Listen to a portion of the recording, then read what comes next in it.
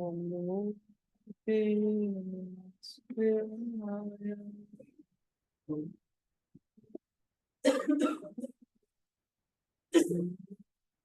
हे वासुदेवाय।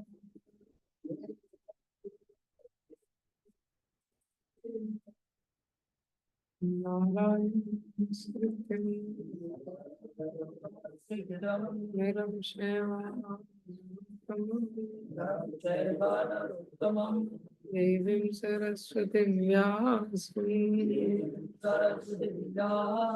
ततो जयमुदीरये नष्टायेषु अभद्रेषु नित्यं भागवत सेवया इति उत्तमां श्लोके भक्तिर्भवति नैष्ठिकी कृष्णाय वासुदेवाय देवकी नन्दनाय च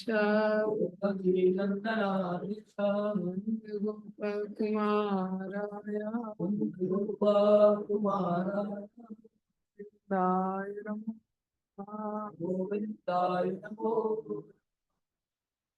ॐ अज्ञानतिमिरन्धस्य ज्ञानाञ्जनशलाकया चक्षुरुन्मिलितं येन तस्मै श्रीगुरुवे श्रीचैतन्यमनोभीष्टं स्थापितं येन भूतले श्रीमुखपदामि ददाति स्वपदान्ति वन्देऽहं श्रीगुरो श्रीयुतापदकमलं श्रीगुरून् वैष्णवांश श्रीरूपं सागरजातं सहगना रघुनाथान्वितं तं सावधूतं सावधूतं परिजनासहितं कृष्णचैतन्यदेवं श्रीराधा कृष्णपादां सहगना ललिता श्रीविशाखान्वितांश नमो विश्वादाय कृष्णपृष्ठाय भूतले श्रीमते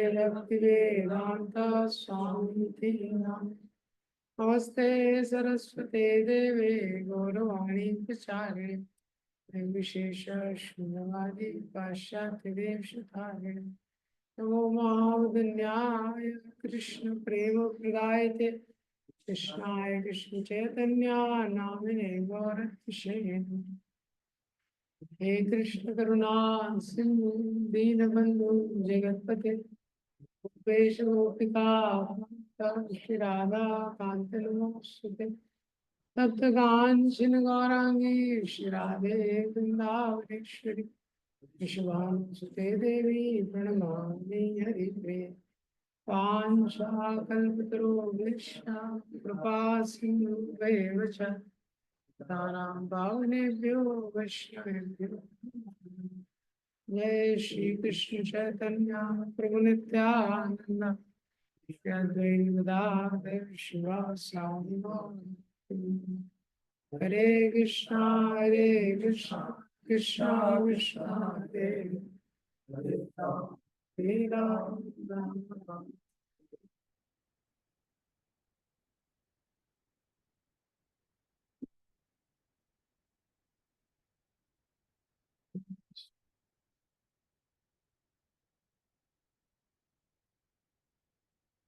कृष्ण भगवद गीता अध्याय 2 और ये आखिरी श्लोक है इसका 2.72 इसको रिपीट कीजिए। एषा ब्राह्मी स्थिति पार्थ नैनां प्राप्य विमुह्यति स्थित्वास्याम् अन्तकालेऽपि ब्रह्म निर्वाणं ऋष्यति। ट्रांसलेशन इसका रीड ऋषभ को 2.72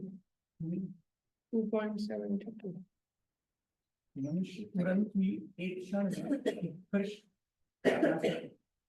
ट्रांसलेशन। अनुवाद। यही आध्यात्मिक और ईश्वरीय जीवन का मार्ग है, जिसे प्राप्त करने के बाद मनुष्य भ्रमित नहीं होता। यदि कोई मृत्यु के समय भी इस स्थिति में रहे तो वह ईश्वर के राज्य में प्रवेश कर सकता है। हाँ, तो ये 2.72 श्लोक है, लास्ट चैप्टर का। और अब इसका परपोर्ट देखेंगे तो इसके परपोर्ट में ये प्रभुपाद जी का फेमस लाइन है, one can attain Krishna consciousness और divine life at once within a second, or one may not attain such a state of life even after millions of births. It is only a matter of understanding and accepting the fact. Prabhupada ji का बहुत famous line है 2.72 के purport में। तो ये श्लोक में 2.72 में प्रभुपाद जी भगवान बता रहे हैं श्लोक में, ऐशा ब्राह्मी स्थिति पार्थ, ऐशा इस प्रकार की ब्राह्मी स्थिति जो स्पिरिचुअल स्टेट है, उसको जब व्यक्ति प्राप्त कर लेता है, उसको प्राप्त करने के बाद नयनम प्राप्त विमुह्यति, उसके बाद वो मोहित नहीं होता। विमुह्यति means he does not get deluded again, does not get bewildered again. ये स्थित्वस्याम अंत काले भी, और स्थित्वस्याम मतलब ऐसी स्थिति में स्थित होके, अंत काले भी, अंत काल मतलब जब मृत्यु का समय आता है, मृत्यु के समय पे भी ब्रह्म निर्माणम रिच्छति, वो ब्रह्म निर्वाण यानी आध्यात्मिक डेस्टिनेशन को प्राप्त करता है, यानी मृत्यु के समय में bewilder नहीं होता। ये तो वो स्टेट का यहाँ पे वर्णन किया गया है।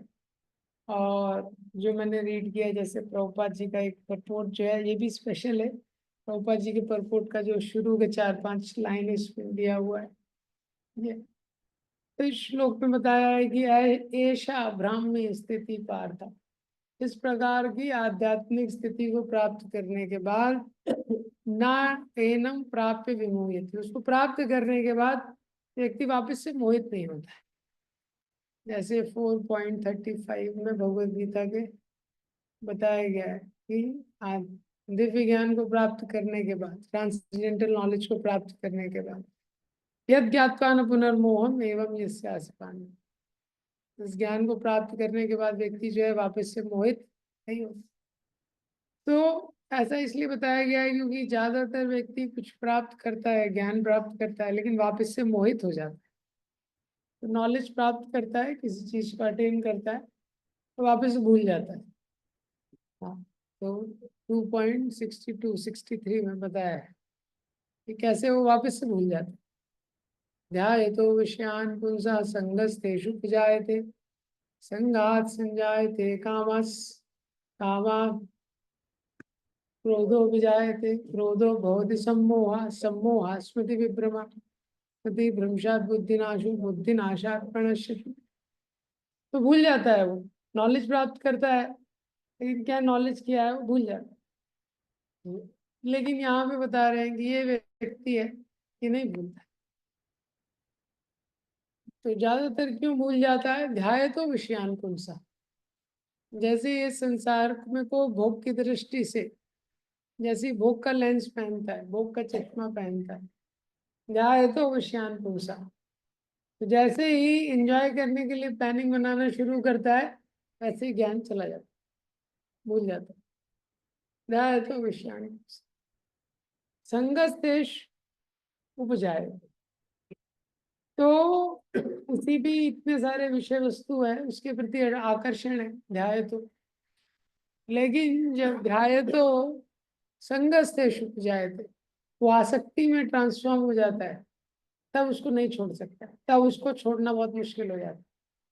ध्याय तो विषयान पुंसा संगस्तेश उपजाए, तो वैसे जैसे ही ये संसार को भोग की दृष्टि से देखने का प्रयास करता है जी, उसका knowledge eclipsed, knowledge is eclipsed the moment jiva wants to enjoy, knowledge eclipsed हो जाता है, एक्लिप्स्ड कवर हो जाता है, जैसे सोलर एक्लिप्स होता है, सोलर एक्लिप्स, लूनर एक्लिप्स, ऐसे ही नॉलेज एक्लिप्स्ड हो जाता है।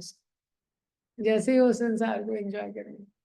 और एक बार जब किसी चीज को एंजॉय करने में आसक्त हो जाता है, अटैच हो जाता है, ध्यायतो से जब संगात संजायते कामा, ये स्टेज आ जाती है, तब वो जानते हुए भी उसको नहीं छोड़ पाता। जैसे जब किसी चीज को एंजॉय करना है, लेकिन अगर उसका डिजायर बहुत स्ट्रांग नहीं, शुरू में जो अ, बाहर के लेवल पे है माइंड के,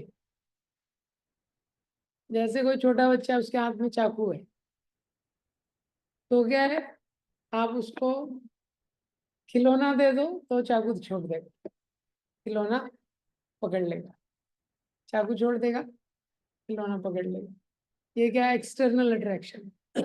लेकिन क्या है, ध्याय तो से जो वही स्टेज किसमें, ध्याय तो विषयान पुंसा संगस्ते शुभ जाए थे, जब वही चीज अटैचमेंट में आ जाती है, तो उसके हाथ में चाकू है, आप उसको खिलौना दो, लेकिन क्या है, एक हाथ से चाकू पीछे रखेगा और दूसरे हाथ से खिलौना लेगा, चाकू नहीं छोड़ेगा, ये अटैच हो गया है उससे। वो स्टेज में उसको अप्लाई करना नॉलेज क्या है, बहुत मुश्किल है।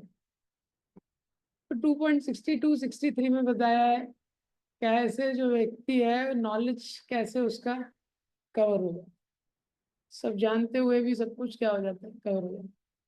इसी तरह से ये श्लोक में बताया है कि एक बार वो दिव्य ज्ञान में स्थित हो जाता है तो बिविल्डर नहीं होता है।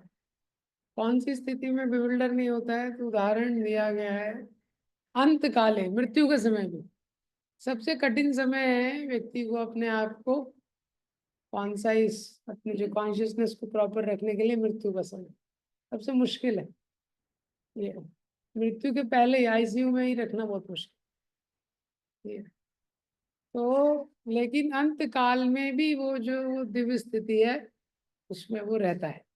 कैसे रहता है वो, कैसे पॉसिबल है? क्योंकि जीवन में अंत काल में जो स्मरण आएगा वो सबसे महत्वपूर्ण चीज है। भगवान ने गीता में बताया 8.5 में, अंत काले च मामेव स्मरण मुक्त्वा कलेवर या प्रयाति समद्भाव याति नास्ति अत्र संशय। अंत काल में जो स्मरण आएगा वो बहुत महत्वपूर्ण है। तो अंत काल में भी कैसे मोहित नहीं होता है, कैसे वो स्मरण रख पाता है अंत काल में, ये भगवान की कृपा से होता है। हाँ, भगवान की कृपा से ही अनबिविल्डर्ड कोई रह सकता है, हैंडसम, वरना उसके लिए पॉसिबल नहीं। ये जैसे कृष्ण और सुदामा जब गुरु के आश्रम में रहते थे, सांदीपनी मुनि के आश्रम में रहते थे, तो सांदीपनी मुनि के आश्रम में रहते थे, एक दिन आश्रम के लिए लकड़ी लेने गए, बहुत मौसम खराब हो गया, बहुत घनघोर बारिश होने लगी, बिजली आने लगी, ठंड का समय था, और तो वो लोग रात में वहीं पे रुक गए, जंगल में। जंगल में रात में साथ में थे। और तो अगले दिन सांदीपनी मुनि ढूंढते हुए हैं। तो उन्होंने आशीर्वाद दिया कृष्ण और सुदामा दोनों को कि तुमने इतना कष्ट करके मेरी सेवा के लिए, तुमने इतना कष्ट जो है उसको सहन किया है, इसलिए मैं तुमको आशीर्वाद देता हूँ। The knowledge which you have acquired, the essence of knowledge will always remain fresh in your memory. जो ज्ञान तुमने यहाँ पे अर्जित किया है गुरुकुल में, ये हमेशा तुम्हारी नॉलेज, ये तुम्हारा क्या है, हमेशा फ्रेश रहेगा, ये हमेशा फ्रेश रहेगा। उनको आशीर्वाद दिया वो सब। तो अंत काले पिरिच्छति, अंत काल में भी व्यक्ति अनबिविल्डर्ड रह सकता है। कैसे? भगवान की कृपा से, और कोई तरीका नहीं है इसमें। अनबिविल्डर्ड मतलब वो कन्विक्शन, वो विश्वास उसका विमुयति, यानी मोहित हो जाता है, दूसरी उसका जो विश्वास है वो शेक हो जाता है। तो ये जो कन्विक्शन का पैरामीटर है या विश्वास का पैरामीटर है, तो इसमें परमात्मा का रोल रहता है। 15 चैप्टर में बताया परमात्मा के बहुत सारे फंक्शन है। उपद्रष्टा, अनुमंता च, भर्ता, भोक्ता, महेश्वर। परमात्मा इज ओवरसीयर। तो जो परमात्मा है वो जीव को कॉन्स्टेंटली देखते रहता है। जो परमात्मा है ये उपद्रष्टा, अनुमंता च, ही इज ऑल्सो परमिटर। जो परमात्मा है वो परमिट करता है। जीव जो जो इच्छाएं करता है लेकिन वो पूरी करने की क्षमता उसके अंदर नहीं है, वो परमिट करता है। उपद्रष्टा, अनुमंता च, भरता, भोक्ता। भरता यानी परमात्मा ही मेंटेनर है, भोक्ता वही एंजॉयर है, तो देखते रहता है। तो क्या होता है, परमात्मा देखता है कौन जीव किस प्रकार से आध्यात्मिक क्रिया में लगा हुआ है, कौन जीव किस प्रकार से जीवन यापन कर रहा है। अकॉर्डिंगली वो उसको कन्विक्शन अप्लाई करता है, वो जीव को, परमात्मा। और हर जीव अकॉर्डिंगली परमात्मा का उसको एक्सेस मिलता है। जैसे गाड़ी में चल रहे हैं 4 व्हीलर में, तो कोई व्यक्ति है ड्राइवर के जस्ट पीछे बैठा हुआ है, तो कितना पास, एकदम पास में बैठा हुआ है। कितने पास में बैठा हुआ है, ऐसे हाथ एक्सटेंड करके टच कर सकता है। हाँ, लेकिन जो ड्राइवर है वो उसके पीछे जो व्यक्ति बैठा है उसको देख सकता है क्या? उसको नहीं देख सकता। हाँ, ऐसे ही परमात्मा बहुत निकट है, लेकिन डिपेंड करता है व्यक्ति कैसे अपना जीवन यापन करता है, उतना वो परमात्मा उसको एक्सेसिबल होता है। वही सपोज ड्राइवर के, व्यक्ति जो ड्राइव कर रहा है उसके डायगनली कोई बैठा है पीछे, तो ड्राइवर थोड़ा मुड़ के देख सकता है, थोड़ा एक्सेसिबिलिटी है। और वही व्यक्ति बाजू में आके अगर बैठ जाएगा तो और एक्सेसिबिलिटी हो जाएगी। ऐसे ही परमात्मा का जो एक्सेसिबिलिटी है जीव, हाँ, वो उसके प्रैक्टिस के अकॉर्डिंग वेरी करता है। ये तो ये जो फेथ है, ये क्या है, भगवान उसको फेथ देते हैं। हाँ, भगवान ने गीता में बताया, बुद्धि बुद्धि बतामस्मि, तेजस तेजस्वी नाम हम, जायोस्मि व्यवसायोस्मि, बुद्धि बुद्धि बतामस्मि, बुद्धिमानों की बुद्धि मैं हूँ, तेजस्वियों का तेज जो है वो क्या है, मैं। तो हर लिविंग एंटिटी को उसकी प्रैक्टिस के अकॉर्डिंग भगवान जो है वो कन्विक्शन सप्लाई कर रहे हैं। स्पिरिचुअल लाइफ में भी जैसा हमारा प्रैक्टिस रहता है वैसा भगवान कन्विक्शन सप्लाई करते हैं। कोई भी जो चीज़ है, परीक्षित महाराज है, उनको 7 दिन बचा हुआ है, भगवान ने कैसा उनको कन्विक्शन सप्लाई किया कि और कुछ करने की आवश्यकता नहीं, आप बस यहाँ पे बैठो और बस केवल श्रवण करो, ये श्रवण करके बस आपको सब हो जाए।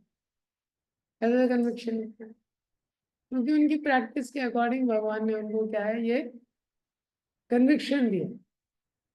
ठीक है, हर व्यक्ति, कोई भी व्यक्ति ऐसा नहीं है। 17 चैप्टर के शुरुआत में भगवान बोलते हैं श्रद्धा मयो अयम पुरुषा, everyone is made of faith, nobody is without faith in this world. हर जो जीव है वो फेथ से बना हुआ है, कोई भी व्यक्ति विदाउट फेथ नहीं है। हर व्यक्ति का कुछ ना कुछ फेथ है।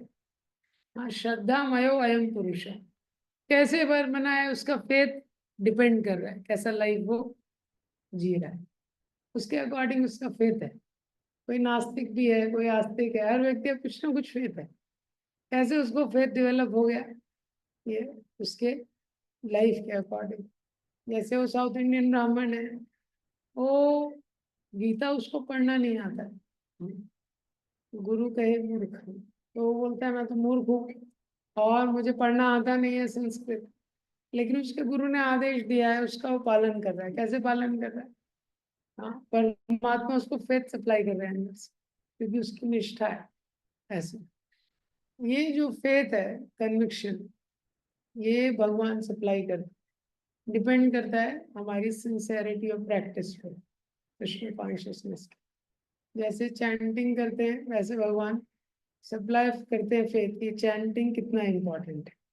हर व्यक्ति चैंटिंग कर रहा है, कैसे चैंटिंग वो कर रहा है, कितनी श्रद्धा से कर रहा है, अकॉर्डिंगली भगवान उसको हाँ सप्लाई करते हैं। वही हरिदास ठाकुर के लिए, हरिदास ठाकुर कितना राउंड करते हैं रोज, 192, हाँ 192 राउंड, और उनकी वृद्धावस्था में उनका राउंड पूरा नहीं हुआ है। तो चैतन्य महाप्रभु आते हैं, चैतन्य महाप्रभु बोलते हैं रहने दो हरिदास, तुमने बहुत नाम जप कर लिया, रहने दो। तुम्हारा अभी शरीर स्वस्थ नहीं है। तो हरिदास ठाकुर क्या बोलते हैं, शरीर स्वस्थ है, मन स्वस्थ नहीं है मेरा। हाँ, क्योंकि मैं अभी अपना चैंटिंग पूरा नहीं कर पा रहा हूँ। कैसे कन्विक्शन आ रहा है ये, भगवान कन्विक्शन देते हैं। हाँ, जो व्यक्ति जिस चीज को जितना वैल्यू करता है, हाँ, अकॉर्डिंगली भगवान उसको कन्विक्शन देते हैं, उसका वैल्यू उसको प्रकाशित करते हैं। स्पिरिचुअल लाइफ में भी जैसे हम होली नेम चैंट करते हैं, मॉर्निंग प्रोग्राम करते हैं, जैसे प्रभुपाद जी के ग्रंथों को पढ़ते हैं, वैसे भगवान प्रकाशित करते हैं। वो कन्विक्शन देते हैं कि इसका कितना वैल्यू है। तो कोई एक व्यक्ति है, उसके लिए कोई वैल्यू नहीं, चैंटिंग कर रहा है लेकिन चैंटिंग का वैल्यू नहीं है उसको कि हरि नाम है। प्रभुपाद जी का बुक पढ़ रहा है, प्रभुपाद जी के बुक पढ़ने का कोई वैल्यू नहीं है। क्या अंतर है? हाँ, depends on how much he is committing to particular spiritual practice. Based on that Paramatma releases the conviction in his heart. ये कन्विक्शन, ये कन्विक्शन कैसे ग्रो होता है? when we repeatedly choose to do the right thing in a right way, that's how we grow in conviction. जैसे अर्जुन से suddenly भगवान ने पूछ लिया, जब दुर्योधन और अर्जुन दोनों गए मांगने युद्ध के समय सहायता, एकदम से भगवान ने पूछ लिया, देखो मैं एक तरफ और मेरी नारायणी सेना एक तरफ, और मैं युद्ध में कोई अस्त्र शस्त्र नहीं उठाऊं। तुरंत अर्जुन ने भगवान को चूज कर लिया। अगर अर्जुन की जगह दुर्योधन को अपॉर्चुनिटी देते, किसको चूज करता हो?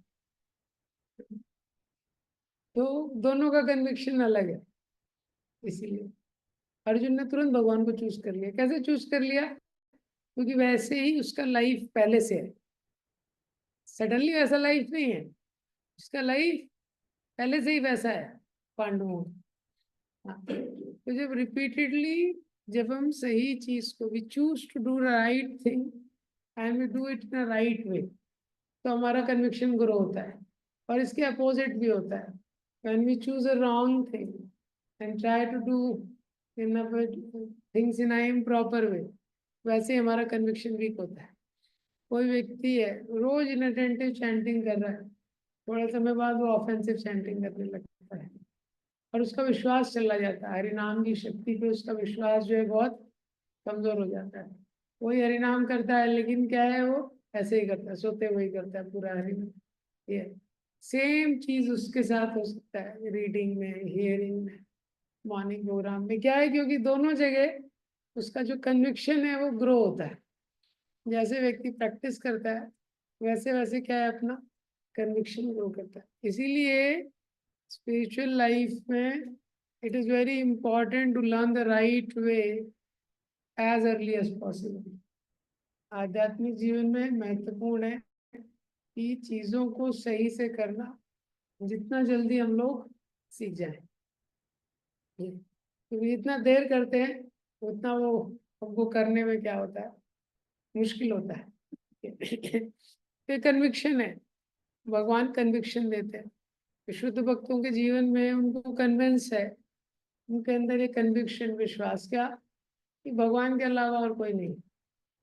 पूरा युद्ध होने के बाद भगवान जा रहे हैं वापस, पूरा युद्ध हो गया, कोई भी बचा नहीं है जीवित, जितने शत्रु थे।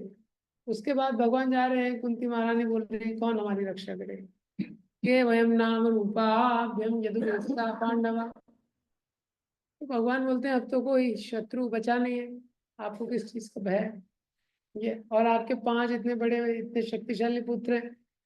ये तो कुंती महारानी बोलती के वयम नाम रूपाभ्यम, ये जो मेरे 5 पुत्र हैं केवल नाम के लिए, जब तक आपकी कृपा नहीं है कोई भी इस संसार में किसी का कुछ भी भला नहीं कर सकता है। तो कैसे ये क्लैरिटी कुंती महारानी को आ गया, ये कन्विक्शन।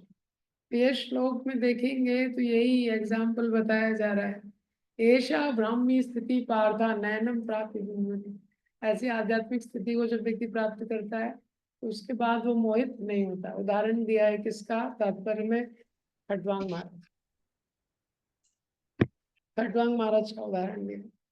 तो खटवांग महाराज थे, देवताओं को मदद करने के लिए स्वर्ग में गए, और उसके बाद देवताओं ने बोला कि आपने हमको बहुत मदद किया है युद्ध में, हम आपको कुछ उपहार देना चाहते हैं, बताइए आपके लिए क्या कर सकते हैं।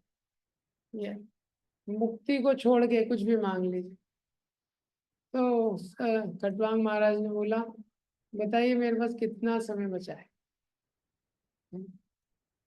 बोले समय तो केवल एक मुहूर्त बचा है। तुरंत उन्होंने अपने भगवान माइंड को भगवान में कंसंट्रेट। ये बहुत फेमस उदाहरण है, इसलिए प्रभुपाद जी ने इस तात्पर्य में लिखा है, one can attain Krishna consciousness और divine life at once within a second, or one may not attain such a state of life even after million of births. It's only a matter of understanding and accepting the facts. इसका मतलब क्या है? इसका मतलब है कि जब वो डिसाइड कर लेता है, नो मोर टर्निंग बैक। जैसे भागवतम में श्लोक है, तस्माद उत्तिष्ठ तस्माद गुरुम प्रपद्येता जिज्ञासु श्रेयम उत्तमम। कब जो गुरु है वो शिष्य के पास उसको जाना चाहिए, जब वो निश्चय कर लेता है कि ये भौतिक संसार में कोई सुख नहीं है और मुझे अब भगवान को पूरी तरह से शरणागत होना है। जब वो डिसाइड कर लेता है दैट पॉइंट, ये वो पॉइंट तक पहुंचने के लिए उसको कई जन्म लग सकते हैं, लेकिन एक बार उसने डिसाइड कर लिया कि अब मेरे को वापस नहीं मुड़ना है, वो पॉइंट की यहाँ पे बात हो रही है। हाँ, उसके बाद हिंदू है, जैसे अजामिल ने निश्चय कर लिया कि अभी मेरे जीवन में बहुत गलती मेरे से हो गई, मुझे यमदूतों का दर्शन कर लिया, अब मैं आध्यात्मिक जीवन को कैजुअली नहीं लूँ। ये तो अजामिल ने डिसाइड किया क्या क्या मेरे लाइफ में ब्लॉक है। 3 things one has to change, turn from mundane life to divine life, bad environment, bad association, bad habits। ये 3 चीजों को छोड़ना जरूरी है मंडेन लाइफ से डिवाइन लाइफ में जाने के लिए। तो अजामिल ने देखा कि बैड एनवायरनमेंट, मैं अपने यहाँ पे रह रहा हूँ ये गांव में, ये एनवायरनमेंट अच्छा नहीं है मेरे लिए, मेरी भक्ति के लिए। उसने वहाँ वो एनवायरनमेंट को छोड़ के कहाँ चला गया? हरिद्वार। बैड एसोसिएशन, प्रोस्टिट्यूट्स के एसोसिएशन में था, वैश्या के। उसने देखा इस संग अच्छा नहीं, उस संग को छोड़ दिया। बैड एनवायरनमेंट, बैड एसोसिएशन उसने छोड़ दिया। ध्रुव महाराज थे, उन्होंने देखा ये राजमहल का एनवायरनमेंट उन्होंने छोड़ दिया, वो एसोसिएशन छोड़ दिया। मंडेन लाइफ से डिवाइन लाइफ के लिए bad environment, bad association, bad habits, ये 3 चीज छोड़ना पड़ता। तो फिर उसके बाद हम देखते हैं कैसे उनके लाइफ में ट्रांसफॉर्मेशन है। ये तो वो जो स्टेज है, हाँ वो जो स्टेज जब व्यक्ति की लाइफ में आती है, तो वो स्टेज का यहाँ पे बात कर रहा है, फिर वो एक डायरेक्शन में जाता है। इसीलिए सही कन्विक्शन और फेथ बहुत इम्पोर्टेंट। इसीलिए प्रभुपाद जी इंडिया में डेमीगॉड वर्शिप को इतना ज्यादा प्रभुपाद ने क्रिटिसाइज किया।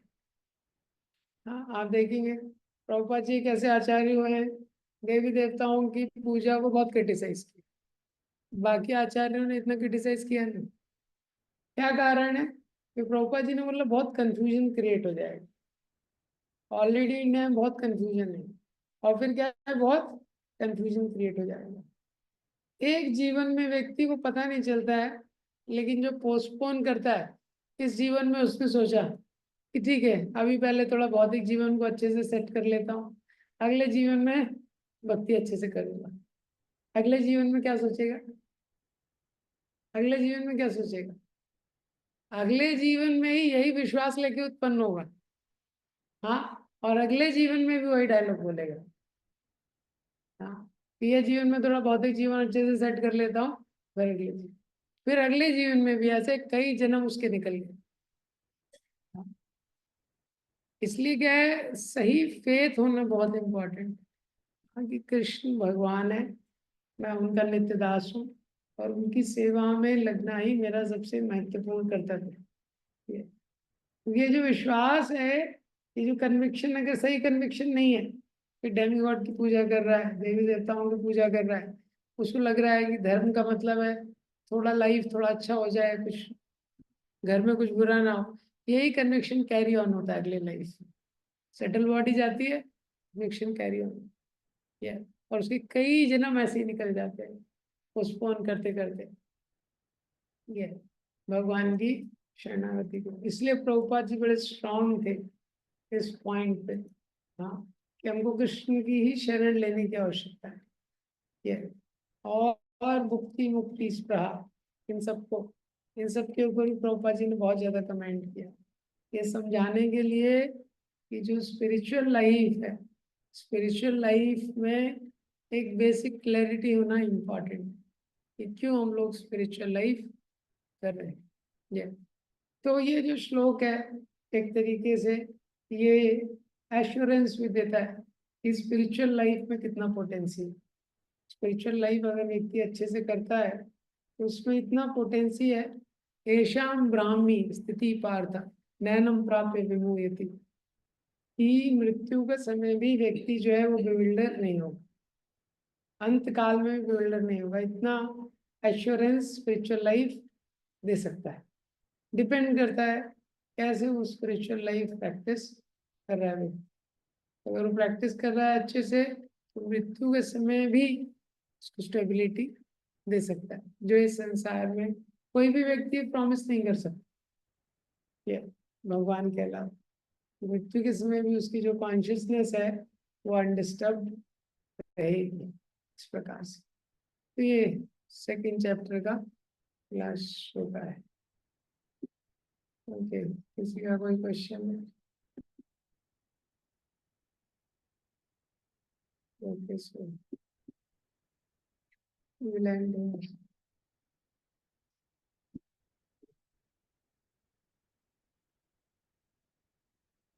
Yes. Yes.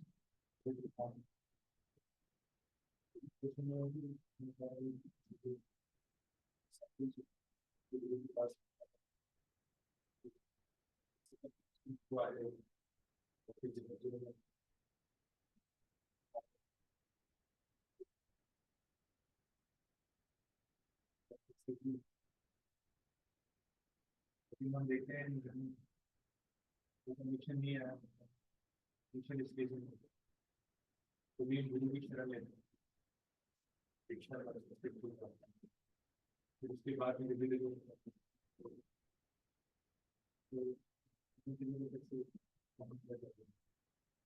तो कब दीक्षा लेना चाहिए? आइडियली अभी दीक्षा लेना चाहिए जब व्यक्ति कन्विंस है कि मुझे गुरु को शरणागत होना है।